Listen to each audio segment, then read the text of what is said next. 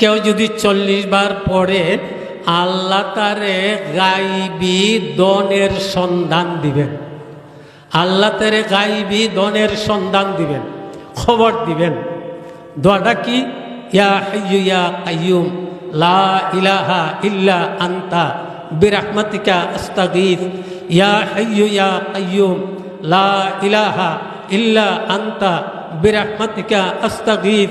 ইয়া হাইয়্যু ইয়া কাইয়্যুম লা ইলাহা ইল্লা আনতা বিরহমাতিকা আস্তাগীথ। আপনি যদি ফজরের সুন্নত ফরজের মাঝখানে 40 বার পড়েন, আল্লাহ তো আপনাকে সাহায্য করবেনই, বরং গাইবি দনের সুসংবাদ, গাইবি দনের সন্ধান আল্লাহ আপনারে দান করবেন।